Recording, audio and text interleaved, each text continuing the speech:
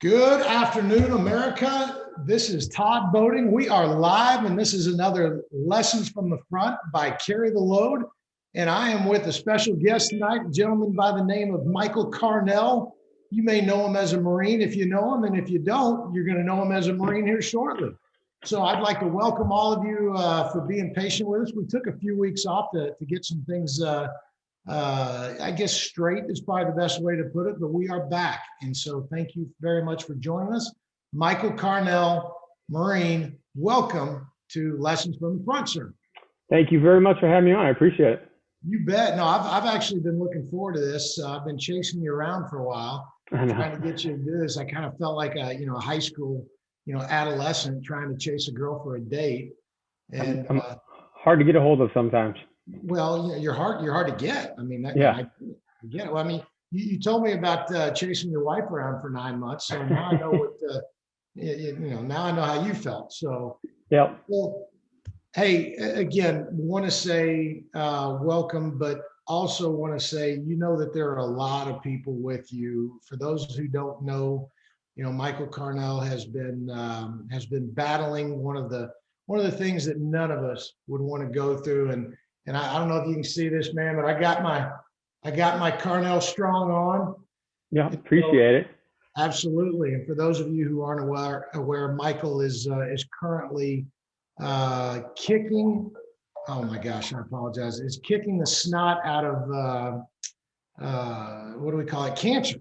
Mm-hmm. You're battling, you're winning. We're going to go over that a little bit later. But as I always like to do, I like to find out, set a little context. I want to find out, who was Michael Carnell before the Marine Corps?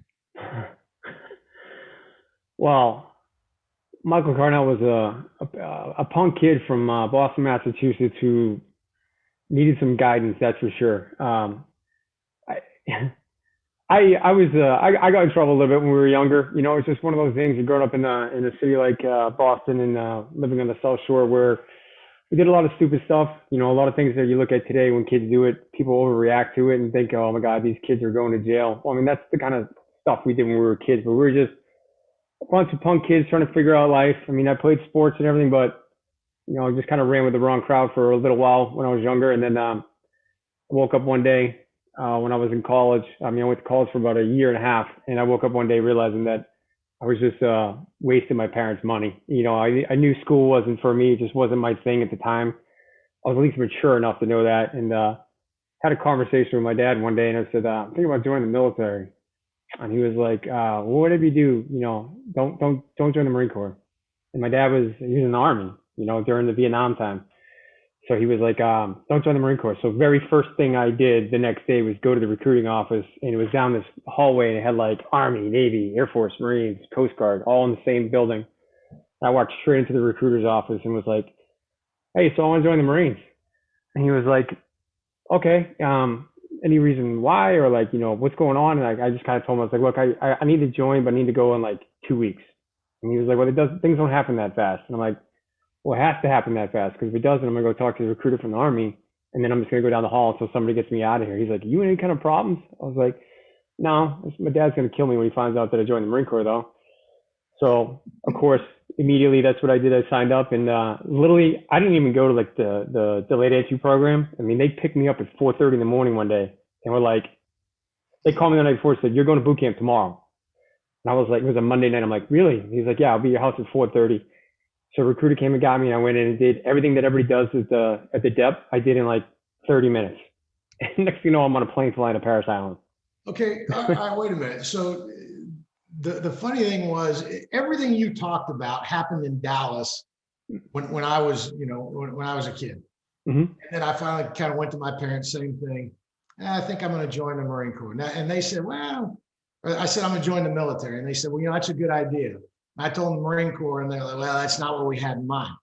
So yeah. And by the way, I worked in recruiting, and I can understand why the recruiter asked you that question. Oh, he was like, 0351, you're good. He didn't care. He was just like, you're going infantry. What are you running from, son? No, exactly. But why did your dad tell you not the Marine Corps? Have you ever had that conversation with him? No, and I think that if I go back and think about it, I think he thought that I was going to get more money to go to college if I had joined the Army. And, my whole argument to him at that time was, I'm not looking to go join the military for money for school. At the time I was 20 years old. I was just, like I said, they just took a punk kid who was just, running around with, I had good friends and stuff, but I mean, I was running around with some of the wrong people and getting a lot of fights and just doing stupid stuff that teenagers do. And I think my parents had a bigger, goal or something they had in their head, what they thought that, I would become or I would have gotten into. I know they were really big on me going to school because neither one of my parents finished college, and they thought that, I mean, the only way you're going to be successful in life is if you have this piece of paper. And I'm sure as we find out and go through more of this conversation, people will figure out that that's not always true. And if there's anybody You're who's saying that they did or they did not go to college? they didn't they didn't finish college. I think my mom started college for a little while, but she never finished. My dad was a mechanic. He got out of the army and started working for what's called the MBTA, which is the public transportation in Boston. And he was a mechanic forever, and he tried to get me in there. And it's a union job. I mean, New England, a big time union place. And I don't know, it was just one of those things that I didn't want to be a mechanic. I didn't want to be pumping gas. I didn't want to be a laborer. I mean, I knew that there was something else that I wanted to do. I didn't need an $8 an hour job at the time. I mean, I just knew that there was something else I was supposed to be doing. And I had two friends who joined the Marine Corps, and, they both loved it. I mean, as much as you can love being a boot in the military, but they kind of talked me into it and, watched a lot of movies and talked to recruiters. And I was just like, everybody, man, you got the guys slaying the dragon, you see the dress blues and everything, and just, you're sold right away. And they had me hook, line, and sinker as soon as I walked in there. And they knew that too. I mean, so it worked out for the best in the long run, though. So what was the commercial? I mean, was the commercial you just mentioned, was that the one that really kind of drew you to the Marine Corps? Is that why you mentioned it? I think that was just the one that was kind of being played on TV a lot when I was going in. And it seemed that I would notice it more often because it was always on TV. It always a commercial come on and it would be that guy in dress blues pulling his friggin' sword out and he's slaying the dragon or whatever. And I was like, yeah, that looks pretty cool. But, in 1998, there wasn't a lot of stuff going on in the world, internationally, not to my knowledge at the time that I really paid attention to. So it wasn't like today or, post 9/11 where, people were joining because they're like, oh, I want to do something bigger. And so it was a little different time where there wasn't anything going on. And I think that even then, my parents weren't too worried. I think that they were just like, man, you just have to join the Marine Corps, not the Army, not the Coast Guard, not, I was just like, yeah, man, dress blues look cool and I want to go do something different. I want to blow some stuff up and have some fun. I mean, nothing better to do. I mean, I remember the recruiter when he was like, what do you want to do? I go, I thought you guys just blew stuff up. And that's where he was like, 0351. I had no idea. I just signed a piece of paper, was like, good to go, sir, whatever you say. So, really, it's interesting. I was listening to you tell that story about, when you were growing up in Boston, and it sounded a lot like Mark Wahlberg. I mean, Yeah. he's told that story so many times, and it's like, and I say that and I laugh about it because there are so many of us that have similar backgrounds. We weren't bad kids, we weren't Right. bad people. We just had no direction, and that was one of the things that you mentioned to me earlier before we went live was the sense of purpose and the direction. And so when you got to the Marine Corps, did you find that right away, or was that kind of evasive from you? I found it in boot camp. I mean, you hear horror stories of people talking about going to boot camp and, this sucked or this wasn't fun or blah. I don't know what it was, but about 2-3 weeks in boot camp, I'm like, all right, I got it. This is all mental. Once I got that in my head, I was like, I'm good to go. The whole sense of purpose and like the belonging. I mean, my parents got divorced when I was younger, so I was early teenager, and to no fault of my parents at all. I mean, look, we all know people who got divorced. Things happen, and when you're a young kid, you don't understand it. So my parents were separated, and I was with my mother. My brother went with my father, and there was I wouldn't say like lost because there wasn't like cell phones and texting and email and all that back then. It was just the rotary phone on the wall. So, I talked to my dad a lot, and he came and saw us on the weekends or sporting events, and he was always there. But I think that kind of growing up as a young man, there was a void that I didn't have somebody teaching me of, some things that I probably needed to know. And I mean, I think about it all the time now with my kids of just things that I'm teaching them, saying like, this is important for me to be here. It's important for me to be able to teach them these things. And that's not saying my parents didn't teach me anything, because they surely did. It's just, I think there was a void in my life that I needed something else to be doing. And like I said, when I got to college, I mean, I tried it for a year and a half and had a good time. I mean, I had a good time partying at school and meeting new people and, just getting into trouble and just doing mischievous things. I mean, we weren't getting locked up or doing anything stupid, but doing things that I would look at today as not acceptable.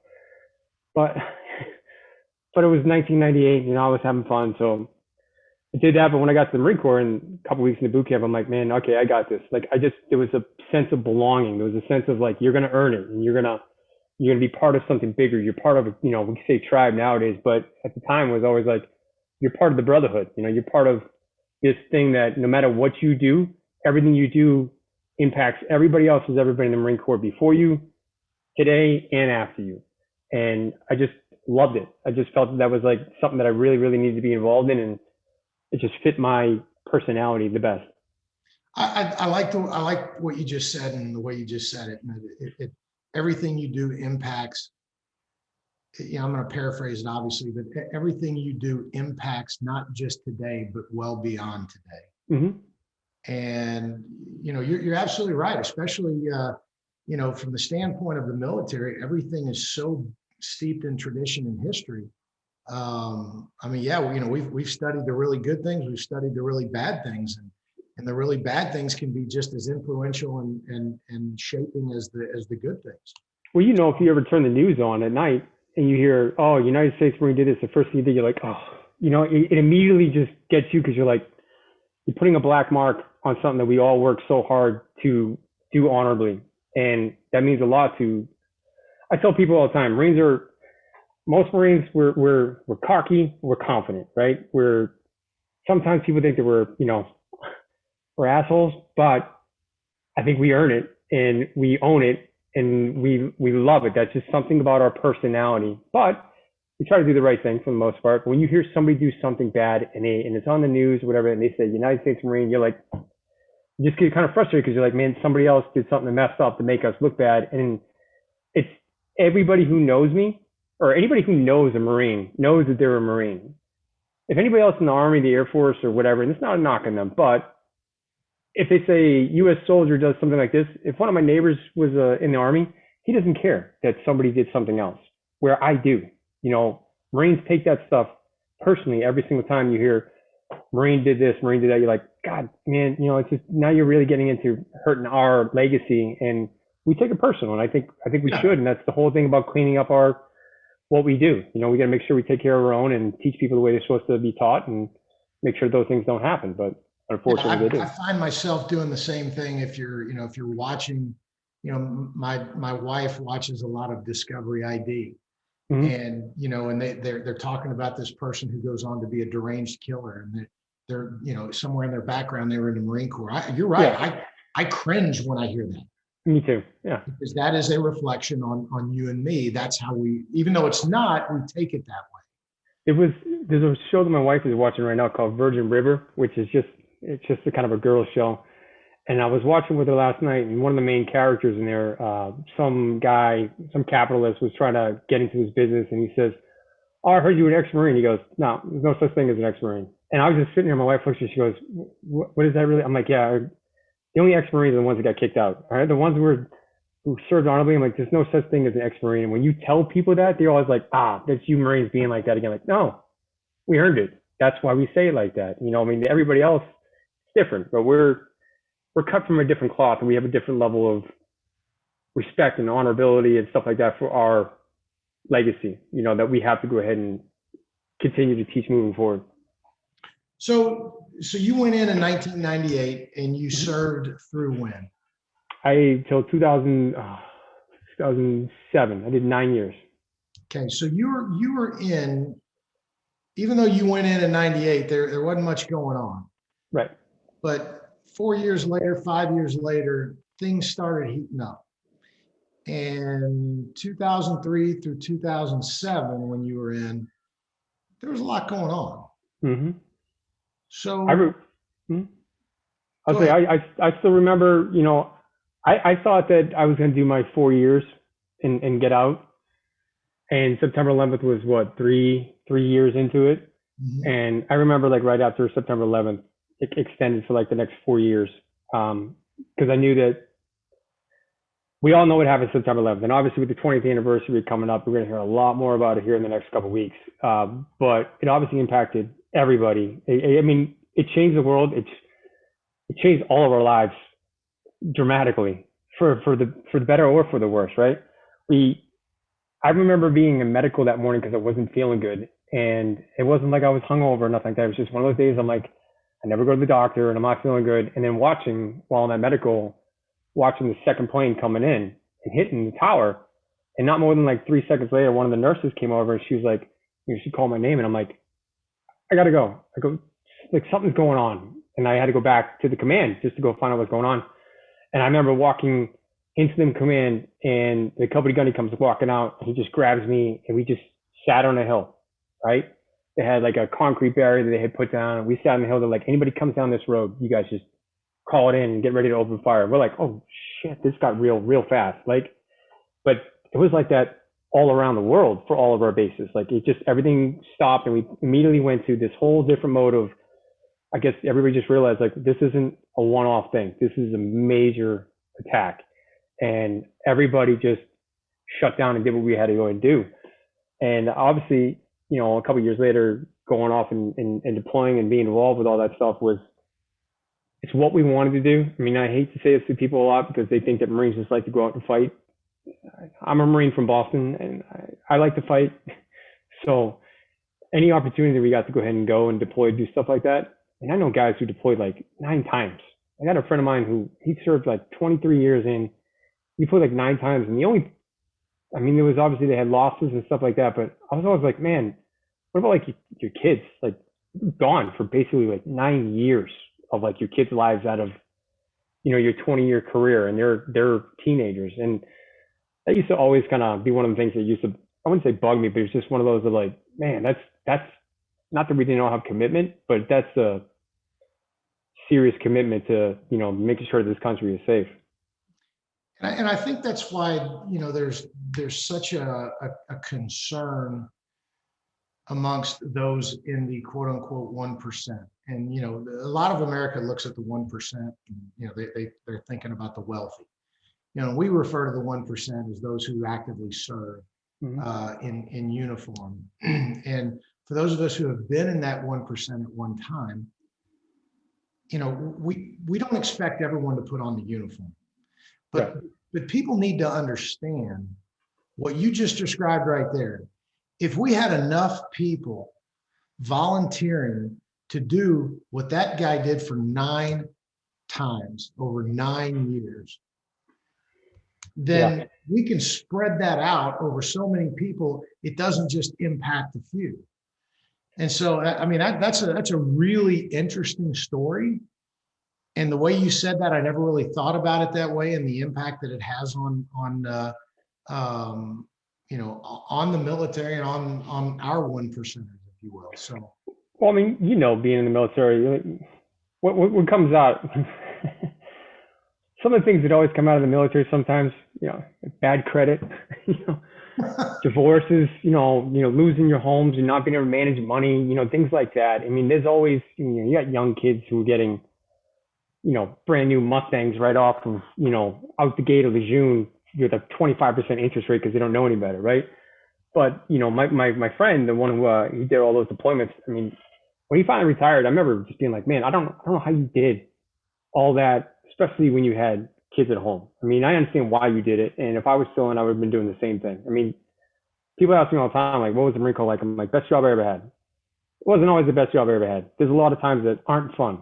But when I look back on those 9 years that I was in, I had more fun. I did more things, got to see more places around the world, and just experience like life than most other people will ever do in their entire life. And I was able to do that in a quick 9 years. I remember going to like my high school reunion one time, I forget which one it was, and one of the people, they were like, well, like, where have you been? And I was like, well, what about you? Where have you been? They're like, oh, we go to Cape Cod for, vacation. I'm like, you do know there's a world outside of the Commonwealth of Massachusetts, right? Like, so many people don't leave their home base. They don't, I mean, they may go on a vacation every once in a while, but they never leave. So they never get to understand what it's like to be in a third world country, right? I can tell you, I remember we were driving through Iraq. We were driving down the Harball down there, and there was, I mean, we must have been driving for like 2 hours, seeing nothing in the middle of the desert. All of a sudden, there's a shed on the side of the road, and this guy comes out of his shed, and he's looking at us with this just convoy, Humvees and everything else going by, like complete shock, like what is going on? And I'm looking at him like, there's a dude and a goat in the middle of the desert. He has no idea what is going on right now. And it's just something like that is always sunk in with me when I'm thinking things aren't good here, or we don't have this, or we don't have that. I always go back to that. I'm like, there was a guy living in the desert with a goat in the middle of Iraq, 100-degree days, and had no worries in the world. And we sit here some days, we cry and complain because we can't get a Wi-Fi signal.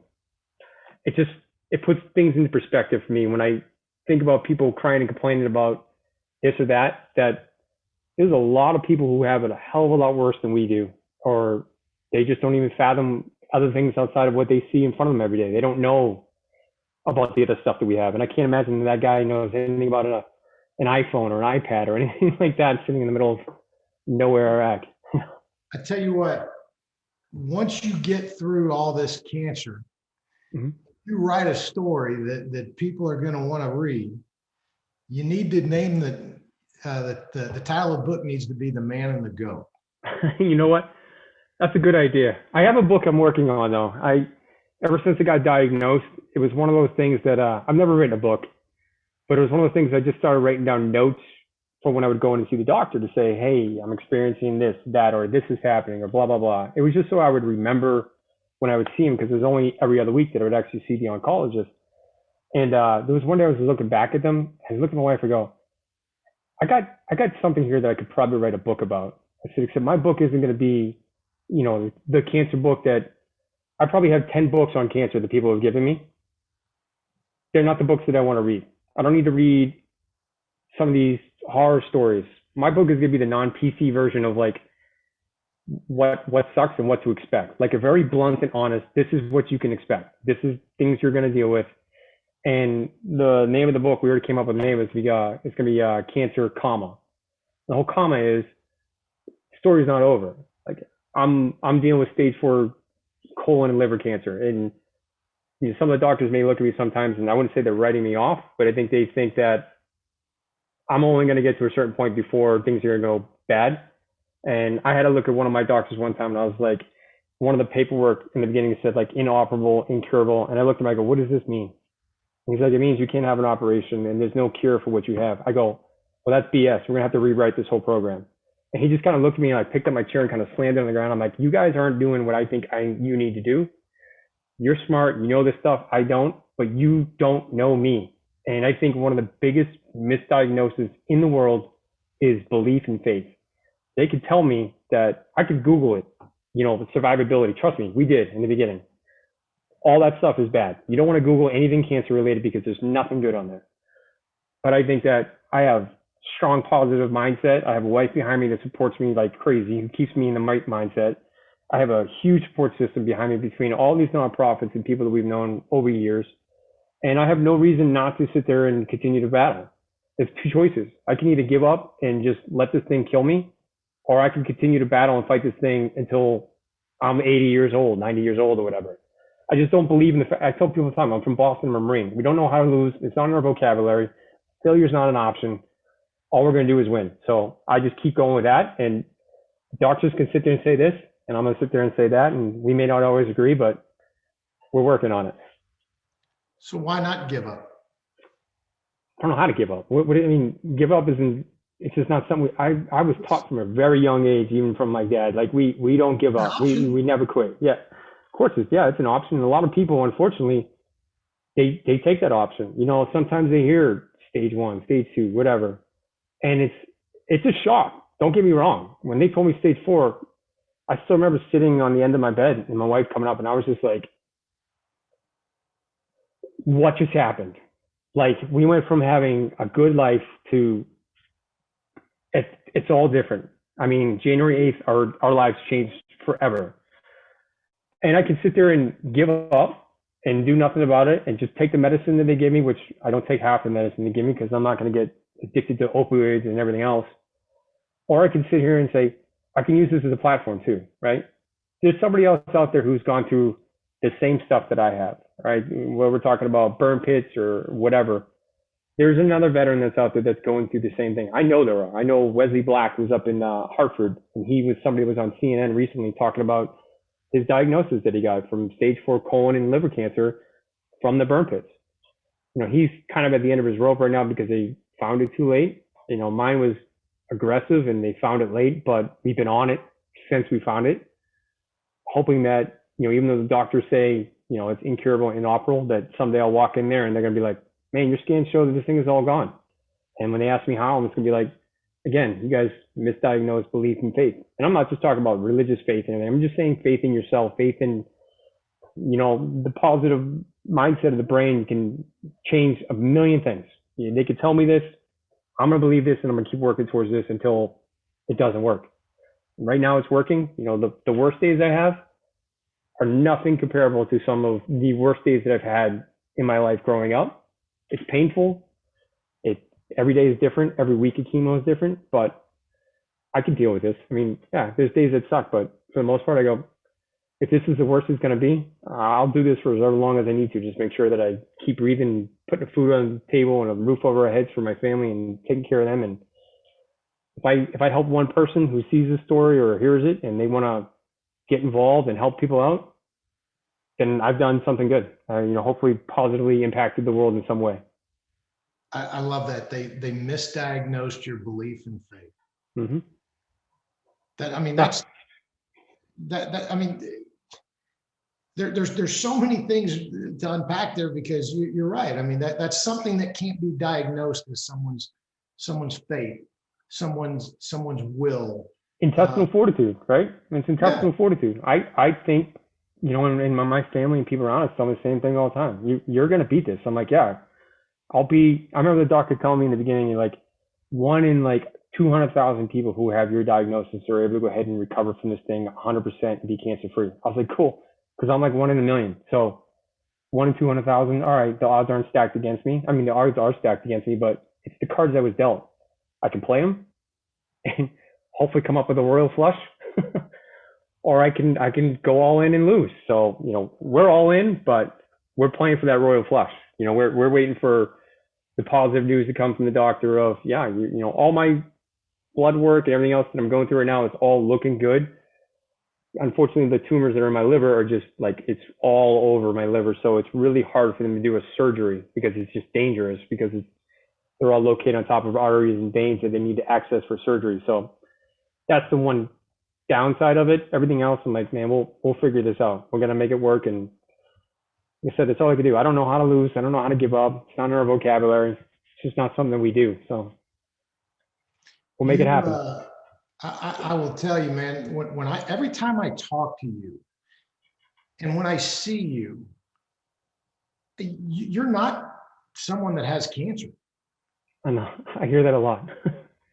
But I think that's a testament to you, Michael. I mean, that's just, you know, your strength is so much that people can't even see any weakness whatsoever. And let's face it, you've got some weaknesses there that you're dealing with, but your strength is not going to let that shine through. And again, that's a testament to you, Murray. I appreciate that. I mean, a lot of people, they tell me all the time, like, you don't look like you have cancer. I'm like, man, I lost 30 pounds, you know, right off the bat, the first month. And I could see it in pictures, but I'm like, I probably need to lose probably 20 of those 30 pounds anyway. I look at it going like, okay, maybe this was a blessing in disguise, I guess. So I lost a couple of pounds and looking good. But, you know, the hardest part is just like strength and weakness. I mean, the chemo takes a lot out of you, and I can see people and they can tell me I look good and stuff. And they don't always understand what's going on inside. That's, you know, I'm masking or whatever, just trying to, you know, deal with it, get through the day or the meeting or whatever it is. But again, it's not the hardest thing in the world that I can't deal with it. I mean, it's some pain and there's a lot of rest and recovery that needs to happen with it. But But for the most part, I try to, go out and do some walks, get some kind of strength and stamina back in me, do some working out, trying to lift some weights. And I have a wife who works out all the time. We built a gym in the garage for her last year, so I have no excuse but to get out there. And it's also me being somewhat of a role model for my kids because I don't ever want them to grow up thinking that I ever gave up or quit or anything. But if they ever see anything out of me, outside of just being like, you're a Marine, is that they know that we'll fight every ounce of our energy that we have to do whatever we have to do. And it's teaching them. I mean, they come out in the gym and they work out with me and they go on the walks with us and they're involved in everything we do. So they see it all the time and they hear the stories, so they know what's going on. And so we just keep battling every day and keep doing what we got to do. So if I look good, I appreciate that. Do.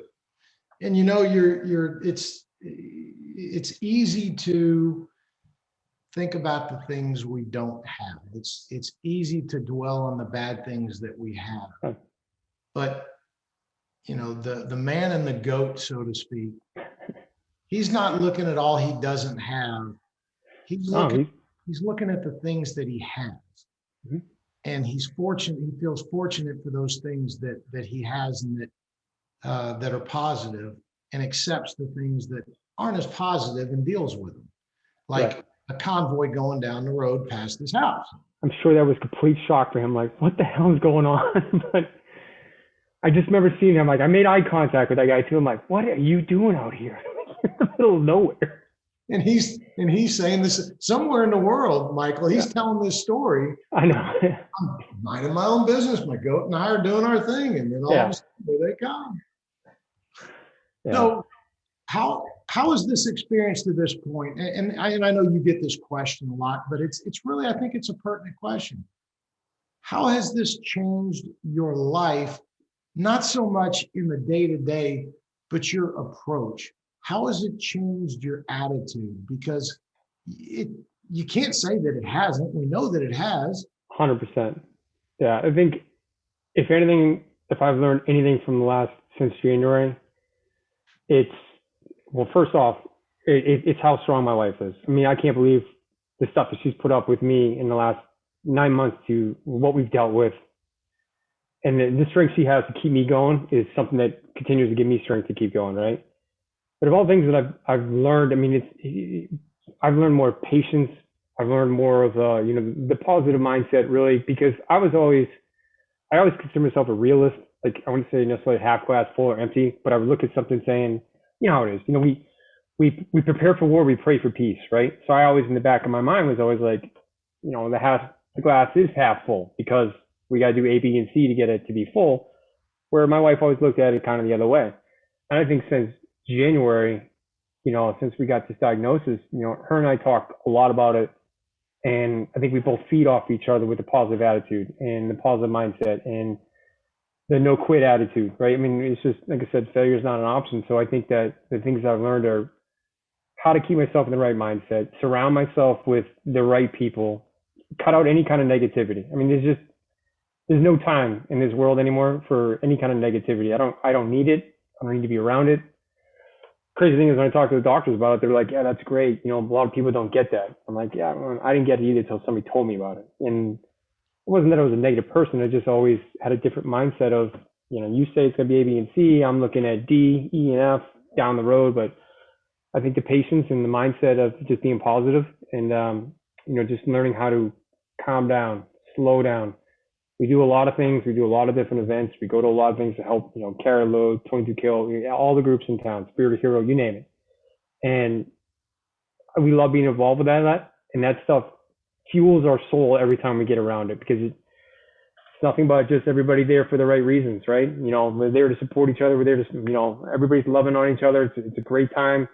Let's do the right thing for the right reason while we're having fun doing it. That kind of stuff has taught me a lot over years, but obviously this last year has been a different kind of mindset. But I think just the whole calm down, slow down, being positive, and having the right mindset has been the biggest change in my life. That and a diet. The diet's been horrible, but that's about it. How old are your kids, Michael? I got a 13-year-old son, an 11-year-old daughter, and a 7-year-old daughter. The 7-year-old runs our house.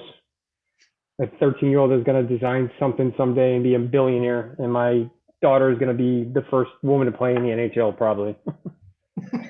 Yeah, she's a hockey geek. She has been since the day she was born. There's nothing I could do about it. Do they do they understand? I mean, they're old enough, certainly the older ones. Do they truly understand what's going on? Yeah, and unfortunately, doing a lot of work with some of these groups we've lost some people along the way. And Stephen Jackal was a really good friend of mine. You're And referencing 22 Kill and our combating suicide right. in the veteran community. So unfortunately, we lost Stephen Jackal 3 years ago. But he was like the biggest. My son loved that kid. And it was one of those things that he had a hard time. When we lost Jackal, my son came into my office a couple of days afterwards, and I had a picture of Jackal on my computer. It was me and him on top of the American Airlines Center in Dallas. He was getting to rappel off the roof, and I had this epic photo of him going down the side of the building. And my son walks in the room, and he's like, "Is that Jackal?" I was like, "Yeah." He's like, "Man, I love that kid. When are we gonna see him again?" And it just like gut punch. Like I still hadn't processed what we were dealing with. That we had lost him. I didn't think we had been to the funeral yet. And I told him, and he was 9 years old. And I swear that day I saw the innocence just come out of his face. In his days, I look back on it and I go, man, I regret that. Like maybe bad move on my part. Maybe he was too young. I thought he was old enough, and he had a hard time with it. And then you fast forward to now, with what I'm dealing with, and we had to sit all the kids down and tell them, hey, look, you've seen that Daddy's been laying down in bed a lot lately, and he's not been doing well, and blah blah blah. We had to tell him. And I saw again, I mean, he just covered his face and just didn't know how to process it. He was 12 years old at the time. It's a lot to take in. My oldest daughter, I mean, she was crying. I mean, she knew what it was, but, it was still kind of new to her. And youngest, she was 6 at the time. She didn't comprehend. But as time has gone on, they see me when I come home from treatment on Tuesdays and that I'm just sleeping because the treatment just takes everything out of you when you're in there the first day. They'll come in, help me up. Ask if you need anything to drink, you need to get anything for you, you need help standing up. So this whole thing, I mean, cancer sucks. There's no ifs, ands, or buts about it. And chemo is horrible. If I found anything, it's really brought our family closer together. Not that we weren't close before because we always did everything together anyway, but I feel that there's a different kind of love in our relationship with, my wife and my kids and everything else, that we're all closer today than we were a year ago. And just because I think we all understand the severity of what I'm dealing with, and that, if you ever hear me saying, oh, me, please correct me, because that's not, I mean, because I always tell everybody it's we, right? It's my whole family is dealing with this just as much as you guys are, but, my whole family is dealing with this every day. They hear me moaning, they hear me bitching, they hear me crying, they hear me, this hurts, that hurts, they hear it every day, whether it's my hands, my feet, my stomach, whatever. So they've learned what's going on. I think as they get older, they're gonna, I wouldn't say appreciate it, but they'll have a different level of appreciation for what they actually have in life in front of them, as opposed to worrying about what I want or what I didn't get or that kind of stuff. So it's kind of a teaching moment, but obviously wasn't planned to be a teaching moment. Well, I can tell you that I've never heard you say me when it comes to that. I've always, you even said it tonight when we got the diagnosis. Mm-hmm. And so I'm happy to slap you like you asked. I don't think Sure you are. I might do it just for the fun of it, just to see what happens. But that's all right. I got quick hands. I'm good to go. Well, Michael, when you get around to writing that book, Cancer, Mm-hmm. After we finish that one and we start helping some other people deal with this, I want to write The Man and the Goat. I think it'd be a great book. Man, you, as always, my friend, you don't disappoint. Actually, to kind of take us out, I never really heard about the parade. You sent me a couple of pictures, and for those watching, oh yeah, Michael got to take a lot of his family up to the 8th and I parade, and that was something that we were trying to navigate. How was it? It was amazing. I mean, I think that everybody who ever grows up in the Marine Corps should see it. And I'd seen the Silent Drill Platoon before at, I think it was like the USS Constitution. They were in Boston for something, and we went and checked them out. It was like Marine Week or something like that. And it was awesome to see. I mean, my wife loved it, and kids loved it. But I always wanted to go to 8th and I. I always wanted to go to the Friday night parade and go to the Sunset Parade and go check it out. And we were going to go last year. So I have a friend that I went to boot camp with that to this day, him and I are still best friends. And his dad was a chief warrant officer in the Marine Corps. His grandfather was a Korean War Marine. So he comes from a long lineage of Marines. So a couple of years ago, I was on vacation with them. And my friend's dad was about to retire. And my friend and his sister were like, what should we get for him when he retires? I said, man, your grandfather has a brick at the Marine Corps Museum. And I think what you guys should do is get a brick for your dad at the Marine Corps Museum. I think it would be an awesome gift, and get it next to your grandfather. What the girls did behind our back is, like, 2 years later, a friend, my wife, and my friend's sister got bricks for all three of us. And they put all three of our bricks together on the walk outside of the Marine Corps Museum. So we went there last year to go visit it, but because of COVID, they were closed. We also had tickets to go to 8th and I last year, and because of COVID, we couldn't get in. So this year, being able to go back and have the kids with us, go to the Marine Corps Museum, see the bricks, do the museum with the kids so they could see all that stuff, and then take them to 8th and I. It was just one of the coolest things I'd ever seen. I mean, the lights go down and you just hear the slapping and the popping. And I looked at my friend. I was like, dude, I'm so excited right now. I'm like, I'm just so, this is amazing. Like, I've been waiting to see something like this for, 20 years. But to be able to do it there was unbelievable. I mean, I wish I could have gone last week when Woody and Kyle and a couple of the Medal of Honor recipients and stuff were there. And I talked to a friend of ours, and he asked me if we wanted to go, and I would have loved to, but it just, work wasn't going to allow me to get up there for that. But it's such an amazing experience that I think that every Marine should experience it at 8th and I at least once. And I'm looking forward to going back next year. I mean, it's our 4th of July trip. We go to DC, so we can go up there again next year and check it out. We'll take the kids out there. My son got to go get his picture with Chesty after the parade, so we had a blast. It was absolutely amazing. Like I said, if any Marine has never been to it, it has to be on a bucket list of things to go check out. Just the history and the whole pomp and stance and the whole thing that we learned from, like, day one of boot camp, learning how to drill. It's just, like, I don't think there's a Marine in this world that doesn't still walk around every once in a while calling cadence in their head, because I do. If I'm doing a run or something like that, I'm like, what am I doing? But it's just one of those things. It's an experience. That's for sure, to go see that thing. It was awesome. I loved it. Well, and I would encourage every American to see it, because it really kind of just, it makes you walk a little taller, makes you feel a little prouder. Absolutely. That, it's not that they're any different than any other American. They're just the example of what happens when you give some young men a mission, a very clear mission. You give them some discipline, and you give them the latitude to go out and make it happen. They're going to do it, and it's a great example. So how many years did you do up there? I was there for 3 years. Wow. And it was everything you're talking about. I mean, I still get geeked when I see it. I still, all those things. I mean, so I understand, how you feel when I felt that way for, still after all these years and after having done it so many times. It's just cool walking around, even outside. All the Marines all out there, just saying hi to people. I mean, there's just Marines everywhere in dress blues, and you got Silent Drill Platoon running over afterwards to get over to, their barracks, and we were going to, like, the Staff NCO hall, just go hang out for a little bit, go get some gifts and everything. And it's one of those things that when you get out, you look back and you kind of appreciate that stuff just a little bit more than you did even when you were in, because you're like, man, that was a period of my life, but it was a big period of my life. And even though I wasn't at 8th and I or, whatever, you still feel like that, well, that's me. That's who I am. That's where we come from. Like I was saying earlier about how we have a legacy to uphold. It's the same thing what those guys do. They put that on display in front of people every day. And I think it's a thing too that, like, every American should, like, when they do 8th grade field trips to DC, they should bring in all those kids right into 8th and I and have them go watch that, just to have a new level of respect of, like, that's badass, That's watching not a the bad weapons idea. just flipping around. Yeah, it should be.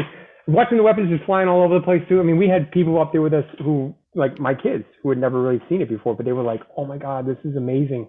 Like, how do they do that? I'm like, years and years and years of hard work. And we used it as a teaching moment. I'm looking at my kids like, hey, You want to do this and you want to do that. I don't want to take that kind of hard work. My daughter, after the gymnastics for the Olympics, she's like, I want to be in the Olympics. I'm like, okay, you're only 7. It's gonna be a little while. I go, but it's hard work. You can't just you can't half-ass it when you show up to practice. Like, let's get there and do it. I'm like, if you want to do it, you got to do it. But yeah, that stuff is awesome to go see.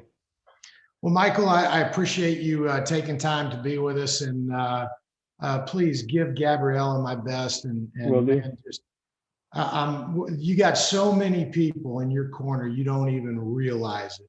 And so, as always, if there's anything that I can do personally, I'm a phone call away. And Absolutely. I can tell you, there's a lot of people who feel that way about you, Marine.